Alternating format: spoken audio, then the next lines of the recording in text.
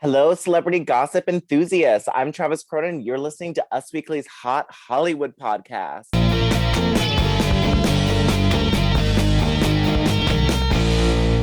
Today, I'm joined by two totally fetch females. Her hair is so big, it's full of secrets. Gwen Flamberg. Oh, that's me. Hey, guys. And I heard she can tell you if it's currently raining. Sarah Huron. Wow, I didn't know it was Mean Girls Day, but I'll take it anytime. I do have the same last name as Katie Caddy, spelled differently, but in the same family. Yes, you do. What's Mean Girls? I'm just kidding. Today on the podcast, we have two sisters-in-law trying to make it work, some reality stars hard up for cash, new couple, intergenerational celebrity beef, and much, much more. But before we get into all of that, let's start with the woes of the week. That is what made our guests just clutch their proverbial pearls and just go, whoa, a la Joey Lawrence in the 90s. Sarah Huron, why don't you tell us what made you go, whoa, this week? Well, I mean, Wednesday of this week was pretty much just one jaw drop after another, to say the least. We were all Elle Woods, we were all lawyers yesterday. There was so much legal news to unpack. And I think, the Bill Cosby news was pretty shocking and devastating and upsetting. He was released from jail yesterday after serving around 2 years of his 10-year sentence. There was something going on with the evidence and how the trial went. I don't even freaking know, but all I know is a technicality. After 58 women came forward to say that he drugged and raped them. It's horrible. Where is the justice in this world? Where? We're missing the justice for that, for all of Bill Cosby's survivors. And at the NXIVM of it all, Allison Mack got 3 years in jail for her role as the main recruiter for Keith Raniere. And I personally just don't think that's enough either. Not nearly enough. Not nearly enough. She branded these women. Yes, she was, she did apologize, but a little too late for me, homegirl. Like you recruited, ruined so many people's lives. And thinking about the fact that she might serve more time than Bill Cosby, I guess, is also upsetting, even though I think they both deserve a lot more time than they're going to do. It's just the whole thing is upsetting. And I think we need to really look inward a little bit here and try to figure out what the hell is going on, because it's not right. No, and so many slights to women, the Britney Spears news, Bill Cosby, Allison Mack recruiting and branding and helping with the rape of women. It just seems like they're pushed to the side this week legally by the courts on paper. Gross, horrible legal stuff. Gwen, all of those I'm sure made you go whoa and scream angrily as I did. But what made you go whoa this week? A little bit lighter. Have you guys seen Lizzo with her little blonde pixie and bleached brows? She looked good as hell, of course. But the hilarious thing that made me go whoa was that a lot of her fans thought she looked like one Kris Jenner. And I found that totally hilarious. But, she had this dramatic dot makeup that a makeup artist had done for her. And she just looked amazing. It was like a totally new Lizzo, but anything that Lizzo does or wears, she's got that confidence, and there is nothing hotter than that. So made me go, whoa, but also, wow, I love you, Lizzo. And if you guys haven't seen the pictures, you know what to do. Go to usmagazine.com/stylish for all the celebrity, beauty, and style news of the week. Perfect. Lovely. Lizzo really can't do no wrong. Keep clapping those cheeks on TikTok. I love every second of it. My woe this week was Meghan McCain leaving The View. Sources were saying that ABC begged her to stay on, and she was like, no, I'm out of here. They are mean to me. I am leaving. That's, paraphrasing what the sources said, but that's how I like it to imagine it went down. But I don't know why it shocked me so much. She's sort of beaten on by the other women. She doesn't really sort of fit into the group as much, even though, she serves her part as the more conservative host. But I just never thought she handled everything really well. And she took things really, really personally, even when they weren't about her at all. But I was still sort of shocked that she was leaving. Did you guys share this, or were you like, oh no, this totally makes sense, she's going to dip? I don't watch The View regularly, but I do watch What Happens Live with Andy Cohen every night. And Meghan McCain is on it pretty frequently, actually. She's a huge Housewives fan. And I think Andy likes to have different kinds of voices. And they like during the election, they would talk pretty candidly about things. And it was interesting to watch. And in the past, Meghan was always very clear and wanted everyone to know, like, no, we get along offset, like we fight about politics, but like Joy's my friend, whoever's my friend. She was always said that repeatedly, wanted to make that known. But post maternity leave, something changed. And I think she got a little bit more sensitive, or maybe just like the disconnect of being gone in coronavirus, not in the studio, and then coming back. I think she had a very rough transition back into the show. There was that whole moment where Joy or Whoopi said they didn't miss her. And I think she took that very personally. So I'm not surprised, just because the difference between Meghan a couple years ago and Meghan now, it has been different. So it's interesting though, because I think she gets a lot of headlines for the show, good or bad. So I think it makes sense they'd want her to stay because she's, polarizing. Yeah, she's really the headline queen that comes out of there. I haven't seen a headline about anyone else in like 2 years. I couldn't even name the other two co-hosts besides Joy and Whoopi. Who's still on that panel? That's a Sarah? very good question. It's a very good question, Sarah. Well, we'll answer that next week because none of us know. So goodbye to Meghan McCain. Yeah, so experts, not really our wheelhouse, even though it is. All right, well, let's dive into the news of the week. I mean, talk about a whoa moment. Miss Britney Spears.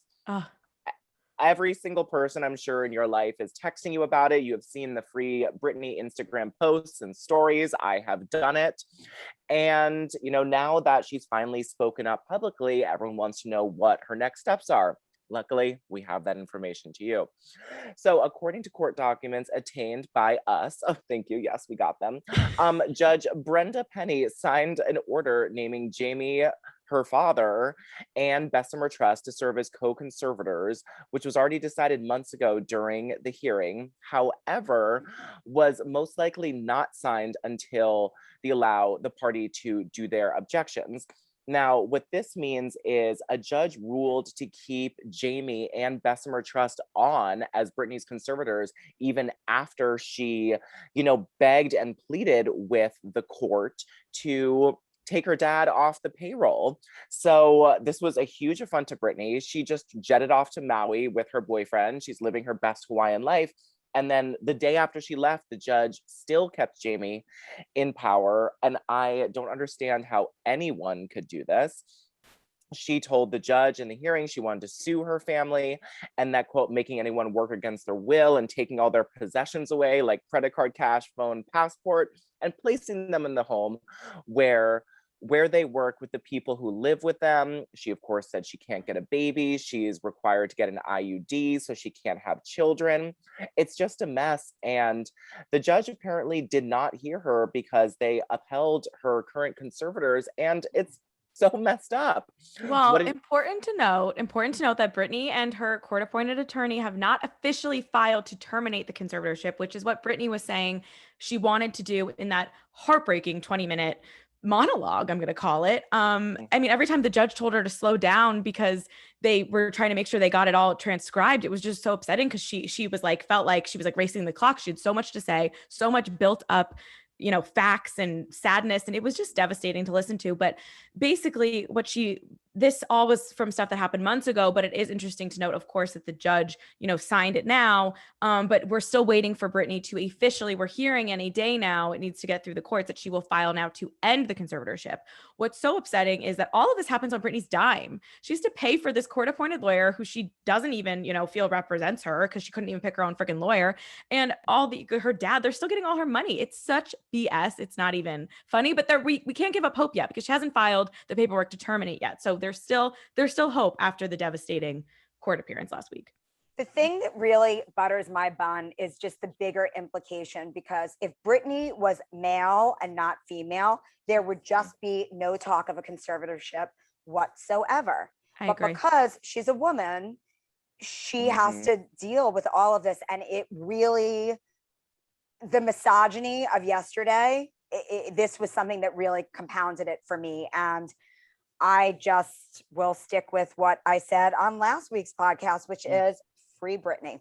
Free Britney. And we talked to some legal expert that when she does file the petition to have the conservatorship lifted and banned, it could still take years in the courts. And we talked to a legal expert because we are not, even though we get more and more closer to that every day I'm covering these trying, man. stories. You're doing pretty well with the legalese. But this legal expert said it could be till 2022 until the judge makes a ruling to end this conservatorship. That's just how the courts work.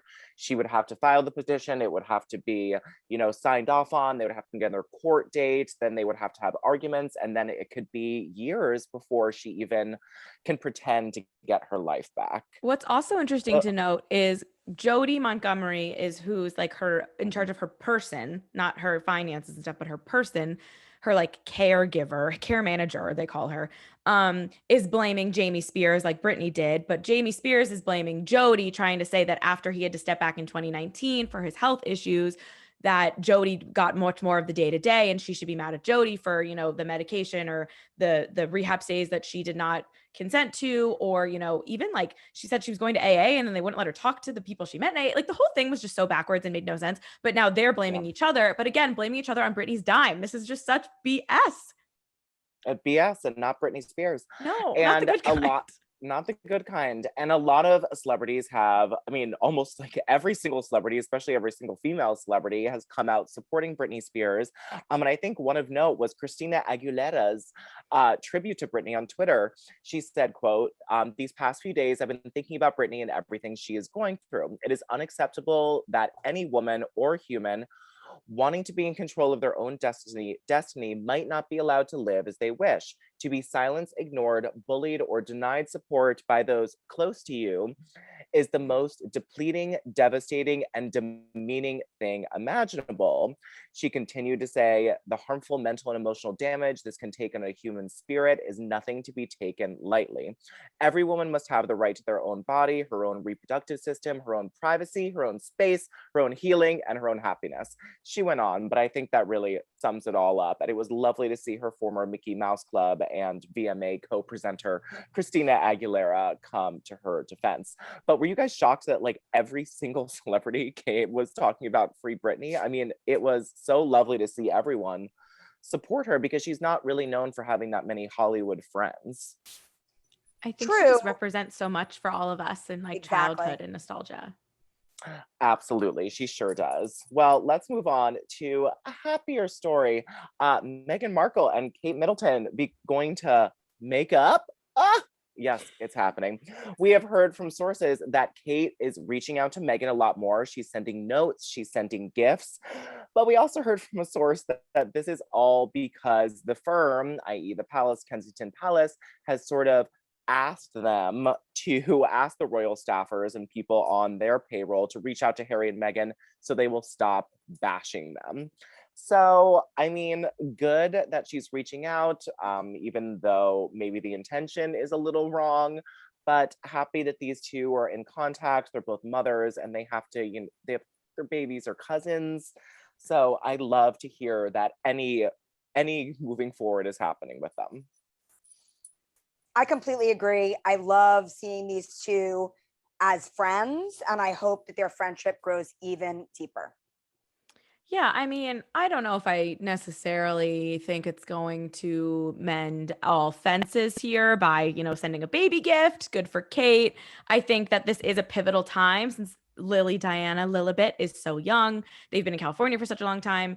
And this is going to be, I feel like with the more time there are apart, the deeper the wedge I think is ever going to get. So this is going to be the time when, if they can start traveling to both see each other and make an effort. And if they do, I think they can totally recover from this. If they don't, I think it'll just get deeper. But seeing the photos to pivot to William and Harry today at the Princess Diana statue unveiling, it was to see them like smiling, looking at this statue, like made me want to cry. And it was nice to see them come together. One thing they always are going to have in common, no matter what, is that they are brothers and they love their mother and they lost their mother at such a young age. And no one is ever going to understand that at the magnitude that they will with, being prince and princesses and all that.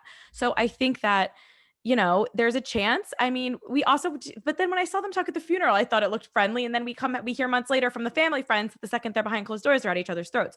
So time will still tell on what really went down today is what I'm learning with these people. But it was so nice to see them out there with Diana's family and looking at this statue with such like pride in their mom. And the laughs, like the Yes. laughs and the smiles, it seemed really authentic. I don't know what they were saying. I would love to know what they were saying, but I'm just really happy to see them together and seemingly great vibes. Yeah. Great vibes. And just for some background, it's at the Sunken Garden, this beautiful statue of Diana and 2 children at Kensington Palace. It's actually 3 children. There's one behind the other one. I had to look deep. Who knew? Nice. Yes. Interesting. Good little 3D moment. Yes, 3D. And today would have been her 60th birthday. We are not putting her in celebrity birthday boxing. I can't even believe that. But I can't even believe that Diana would have just been 60 Yeah, today. totally. It's astounding to me. It really sinks in how recently this tragedy happened. And the statue was commissioned by William and Harry in 2017 to memorialize their mother to mark the 20th anniversary of her death. Prince Harry and William wanted the statue to recognize her positive impact in the UK and around the world and help future generations understand the significance of her place in history. The unveiling took place today at a small family event and was attended by the princess's siblings, the Earl of Spencer, the Lady Sarah McCrocodile, and the Lady Jane Fellowes. Yes. In addition, straight out of London, Travis Cronin, everybody. Yeah, Travis Cronin, great with names. Travis Cronin, great with names. Professional linguist. It's on my LinkedIn. And the statue, the commission, you know, Harry and William and everyone who was on this commission said the statue aims to reflect the warmth, elegance, and energy of Diana, in addition to her work and the impact she had on so many people. The figure of her is surrounded by 3 children who represent universality and generational impact of the princess's work.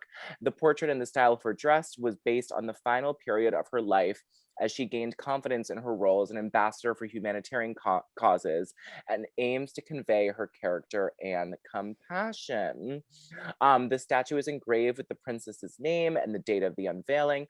The front of the statue is a paving stone engraved with the exact after the poem called The Measure of a Man, which was featured in the program for the 2007 memorial service for her. I won't read the poem. You can go and visit it in the Sunken Garden.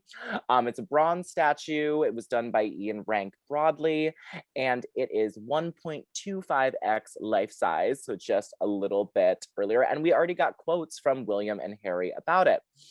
They said, today on what would have been our mother's 60th birthday, we remember her love, strength, and character, qualities that made her a force for good around the world, changing countless lives for the better. They said, every day we wish she was still here with us, and our hope is that the statue will be seen as a forever symbol of her life and legacy. And I mean, what great news. Diana's impact was so beautiful to HIV, to children's causes. I mean, she is just such an angel, and the statue's lovely. And I cannot believe what really drives home that her 60th birthday would be today is how young she was taken from the world. It really drives that home. I kind of glossed over that, but she was, you know, barely 40, and it's 36, wild. I think. Terrible. Yeah. Terrible.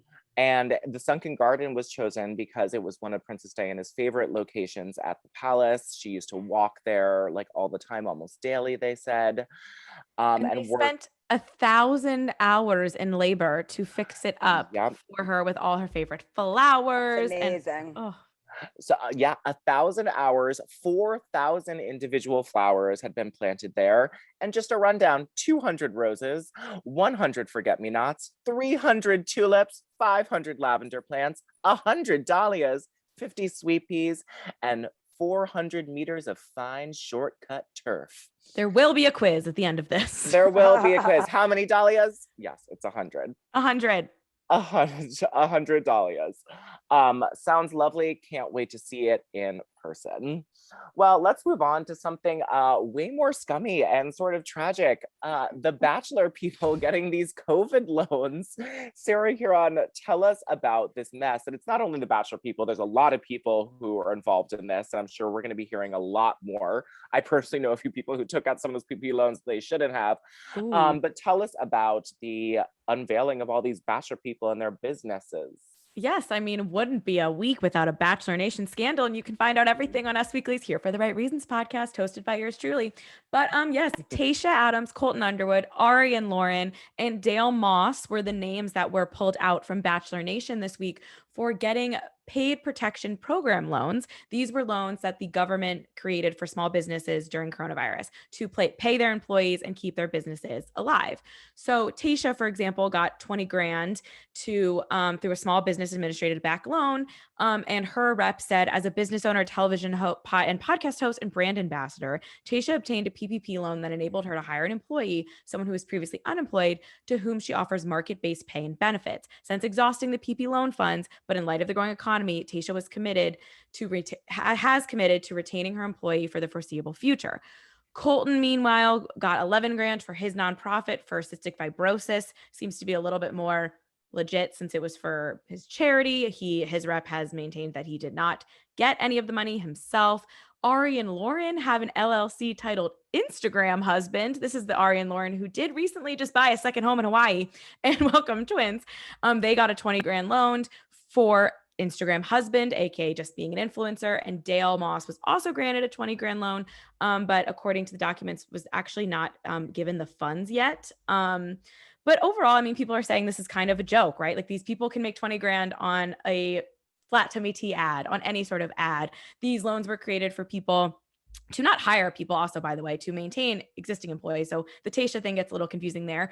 And she was also a lead in the last year. So I assume her funds, aren't super depleted. We don't know everything going on. This is not illegal. This is legal action taken by these people.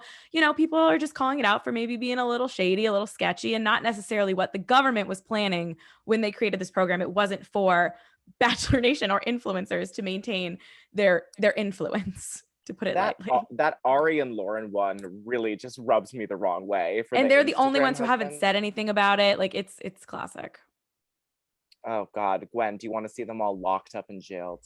It's technically legal. They didn't do anything wrong. Yeah, listen, jail, Gross. I think jail is a strong word, but it never really ceases to amaze me, the antics of these Bachelor people. Bachelor Nation is powerful, you guys. Yes, it Instagram is. Husband LLC. Oh, Instagram Husband LLC, horrible. And how do you need 20,000 or whatever it was to do posts that people are paying you for? It's very confusing. And I mean, Nick Viall, former Bachelor, made a funny TikTok about it. And the end of his, he was explaining why he thought about it. And because people were saying we don't have a right to judge what other people are going through financially. And it's like, this is public information for a reason. And also, they can make money off of really dumb things very easily. And they all know that. If you have over 1 million Instagram followers, I don't think you need a loan from the government. I'm sorry. I just don't. I agree. Well, let's go to some intergenerational celebrity beef. Courtney Love calling out Olivia Rodrigo, and not for stealing her driver's license or boyfriend. Imagine boyfriend. That would be something. Oh my God, let's hope for next week. I mean, Olivia Rodrigo is reportedly dating that new guy. Yeah, so. 21-year-old producer or something. Go girl. Sexy. He's 18 now. All bets are off. Nice. She found her Sabrina Carpenter. All right. So Courtney Love called out the now legal star, congratulations, Olivia. And Courtney Love captioned her post, "Spot the difference, #twinning," she wrote on the caption of her Instagram. And then Olivia Rodrigo responded in the comments writing, "Love you and live through this so much," which seemed lovely. And we thought it was over, but no. Courtney Love took to Facebook and was a little bit more blunt in her comments. She wrote, "It was rude of her and her record label, Geffen, not to ask me or the Live Through This album cover photographer, Ellen Von Worth," which is what this is all for. But she says, "Don't worry, this happened my whole career, so I don't care, but manners is manners." She also said that she awaits flowers and a note from Olivia. And she finished by saying, "I sure hope it's long. I think she's talking about the note. And she says, does Disney teach kids reading and writing? God knows. Let's see. This is all because Olivia did a promo photo for her Sour Prom concert film. And the photo shows Olivia posing as a prom queen with mascara running down her face. And it was reminiscent of Courtney Love's band's whole 1994 Live Through This album cover. I mean, like being in a prom dress with mascara running down your face doesn't seem like it was owned by Courtney Love. Did she sue Lauren Conrad too when like the Laguna Beach prom aired? Like I mean, as an Olivia Rodrigo stan, maybe I'm blinded, but I, one, didn't even think the images looked that similar. And two, since when does Courtney Love own prom? Yeah.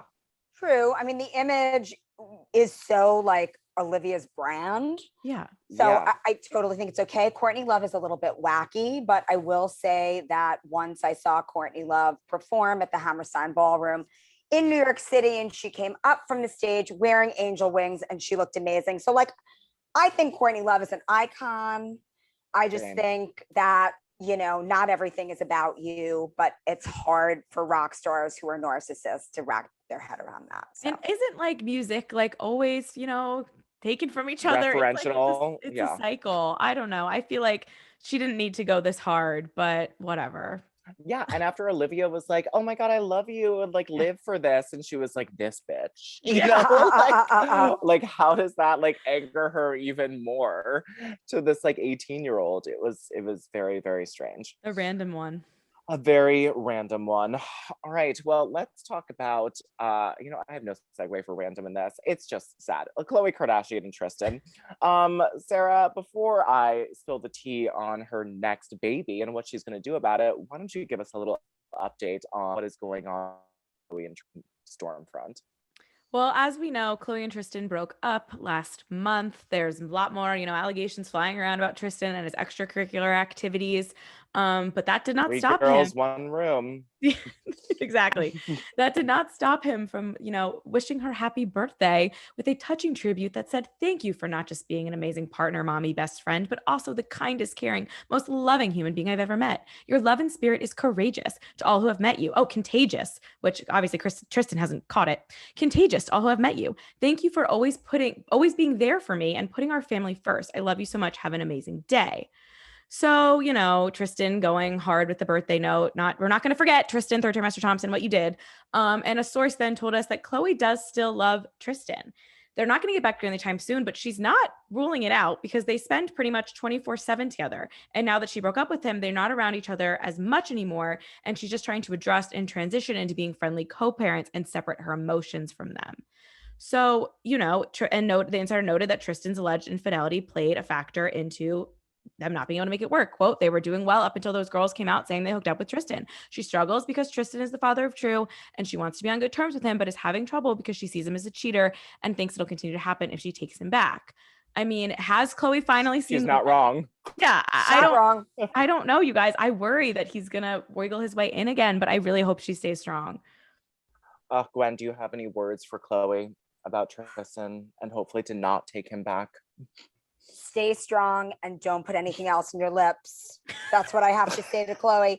I mean, listen, she makes beautiful babies. They make beautiful babies together. I can understand why maybe she wants a full sibling for her baby. But, you know, I don't even believe that they're together or were together in any like real way. And I want the old Khloe back. I want the Khloe who like has an amazing personality and has tons of confidence and is true to herself. I want that Khloe back. And I don't think that Tristan brings that out in her. So I'm kind of hoping that she runs. See, I do believe they were together. And I think she just let her guard down with him and let him all the way in after watching that season of Kardashians. And in between that, like August to January, they finally like were on good terms. And she went to Boston with him. And then right when she let her guard down, he's at Tana Mojo's birthday party. Oh, bad place to be for anyone. For anyone, let alone a 30-something-year-old man with a kid. 2 kids. I don't think he's 30. I think he's younger than that. No, I think he just turned 30. No. Oh, he reads younger to me. I'll do a live check. Interesting. All right, do a live check. Well, while you do that, we had a Kardashian source tell us he turned that 30 Khloe... on March 13th. Thank you. Oh, I'm so sorry for questioning you. Happy dirtiest 30 to Tristan. We had a source close to Khloe tell us that she has not made up her mind yet about what she wants to do about the next baby. She is still actively looking to have this child. She's been trying for a year and a half, the source says. And she does want to have it with Tristan, but isn't quite sure if she wants to get all entangled up in there. What do you guys think she's going to do? You know Khloe better than anyone, Sarah. I mean, I believed before all of this happened that she was going to go the surrogate route because she was having trouble getting pregnant and because she wasn't really letting him all the way in. And that was a way to do it with like a third party. So they didn't have to necessarily sleep together. But then they got complicated and they did start sleeping together again. And I don't know. I could see Khloe maybe going like with an adoption route or something. Interesting. I think that would be great. It'd be very Khloe money. She's got a lot of love to give.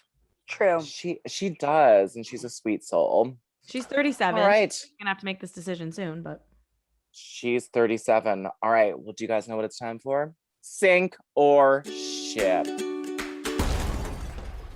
And we have two couples up for the sinking or the shipping. First one is Jason Sudeikis and Keely. Just gonna, she's like Madonna, just Keely. Keely. Yeah, just Keely Hazel, I believe. No, just Keely. She likes to go by. So yes, Jason Sudeikis and Keely. Sarah, tell us a little bit about their relationship, and then I want to hear from all of us if we sink or ship this couple. Okay, so Jason Sudeikis was actually linked to the infamous Keely a few months ago, right after Olivia Wilde, his ex-fiance and mother of his children, moved on with Harry Styles. At the time, we heard they were just friends. These two have actually known each other for a while. She was in Horrible Bosses. She was in Ted Lasso. They've worked together. Horrible Bosses too, I'm sorry. Not to be confused with the first cinematic masterpiece. So they've been friends for a long time, and they grew closer slowly while he was, recovering from this heartbreak of Olivia meeting Harry Styles, which again, impossible for anyone to get over personally. Of course. I couldn't get over it. And now they are full on dating. They were cuddling up, packing on the PDA, and something in the relationship shifted. And there's a little bit of an age difference. He's 45, she's 34. She's a model actress. Everyone, when he was accepting his Golden Globe a few months ago, noticed that she had posted selfies in the same place he seemingly accepted his Golden Globe. So slow and steady getting together. The only reason I say ship is because it seemed like a slow and steady friendship turned relationship. And I think that's a good move for when you're on the rebound, if you want it to potentially work. Gwen, do you sink? Sink, baby. I believe that this is a total rebound relationship. How could anybody get over their baby mama love going with Harry Styles? I think that he had to save face, hook up with somebody. And that's what I think this is. I think that Jason Sudeikis is a brilliant actor and human, and I think he can do better than a model, actress, whatever. Oh my God, she's an actress. She's an actress / model, the iconic Keely. I'm gonna have to do a little bit of both. I ship it for the short while, and then I sink it in about a month. Because like Gwen said, I agree, when your significant other leaves you for Harry Styles, no matter who they are, you are sad, you are tragic. I really hope you find someone just to make you feel better about yourself. So ship it for that reason. But for the long term, I know very little about the infamous Keely, even though she is, a dynasty all in herself. But, something about it does not feel amazing to me. Okay. But there is another couple in the running for sinking and ship. We have Olivia Munn and John Mulaney. We have a little bit of an update on them. The source tells us that she has snuck into a few of his comedy shows and, is still obsessed with him. He really likes her. They have a lot of the same like nerdy gamer interests moments, and the relationship is like progressing well, and they're both really happy. Sarah, here on with the eye roll. Would you like to kick us off? Sink. Those freaking paparazzi photos at lunch could not have been more staged. And then she's spotted leaving his house. I can't with Olivia Munn. I don't trust her. And I don't like how quickly this happened from his marriage. Justice for John Mulaney's wife. No, sink. I can't support this. I'm a woman who supports other women, but doesn't support Olivia Munn. Team John Mulaney's wife, who I don't even know. Honestly, same. Gwen, what about you? Guys, I ship this one. Gwen, we're gonna go in the ring. Listen, I know. Here's the thing. I do completely agree with you, Sarah, that this was just like a little too close for comfort with his wife, ex-wife, whatever. But I feel like, other than the whole like hyaluronic acid from the Japanese sweet potatoes, I really like Olivia Munn. I think that she's smart. I think that she's clever. And I think that she's really smoking hot. And I think that John Mulaney is really smart and really funny. And I don't know. I just like kind of see this. I mean, a little bit. I kind of in that comedy guy way. I ship. I see these two as a couple that could at least have a good time for a little while. And I don't know, I'm like kind of into it. Travis, tiebreaker. I agree with Sarah. I do not trust this Olivia. Olivia Wilde, I trust. Olivia Munn, I do not. Those were definitely set up paparazzi photos. Yeah, I agree with that. I feel like she ruined Aaron Rodgers' relationship with his family when she was dating allegedly. Him. Well, I mean, allegedly, but like Jordan, his brother, sort of said it a few times and hinted at it a few times. So it's a little more than it's a lot of allegeds. But I just don't trust her, and I want John Mulaney to run the other way. So, maybe he'll run to Keely. Maybe he will run to Keely. All right, guys, and now it's time for Celebrity Birthday Boxing Mania. Yeah. That is where we take celebrities and we throw them into an imaginary boxing ring so no one gets hurt. And we pit them against each other, taken probably from the idea of MTV's Celebrity Deathmatch, which I loved back in the day. And the first bout is up to Sarah Huron. We have Hillary Burton, who you might know from One Tree Hill. Peyton Sawyer herself, of course I do. I don't know if you're familiar with her. Okay. She is 39 this week, and she is fighting against Ariana Grande, who is 28 this week. Oh my God, these are two people who I actually genuinely love. I mean, Peyton is my least favorite character on One Tree Hill, and Ariana Grande was there for me during quarantine, really kind of get my spirits up.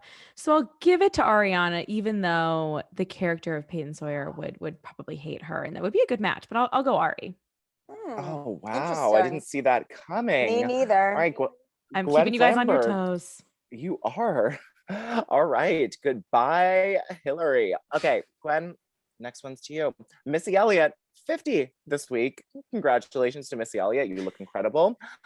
Against Debbie Harry, 76.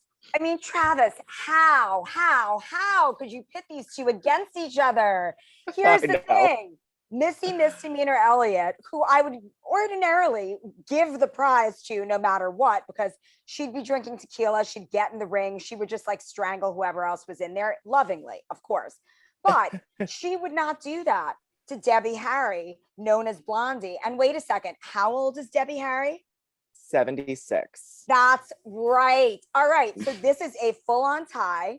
Missy Misdemeanor Elliott and Blondie would be in the ring. They would spontaneously do an incredible duet that Missy Elliott would rap to The Tide is High that Debbie Harry would be singing. And seriously, they would levitate themselves out of the ring. It is a full-on tie and they both win. Wow. Oh, wow. That was my favorite bout so far. And Tide is High is just an iconic song. I also love the Atomic Kitten remix. My karaoke jam. I know the version from the Lizzie McGuire movie by Atomic Kitten. Yes, I also love that version too. Never give up. All right. The third match to you, Sarah Huron, we have Liv Tyler, who is 44 this week, versus Pamela Anderson, who is 54 this week. Tough. I mean, I've seen Jersey Girl. I know Liv Tyler. She's Steven Tyler's daughter. She's got rock and roll. She was in Lord of the Rings as a beautiful elf queen. You think I've seen Lord of the Rings, Travis? She's really pretty. She is a gorgeous elvish lady. Oh, she looks great. You should just look up that. Yeah. Yes. Who was she against? I literally just forgot. Pamela Anderson. Oh, duh. 54. Pamela Anderson, queen, icon, legend. She's got the red bathing suit on. Bring it back. She's going to beat Liv Tyler. Let's be honest. Pamela Anderson. Oh, okay. Well, Gwen, It is Pamela Anderson, 54, Ariana Grande, 28, and the hottest new duo in music, Missy Elliott and Debbie Harry, all in the ring together.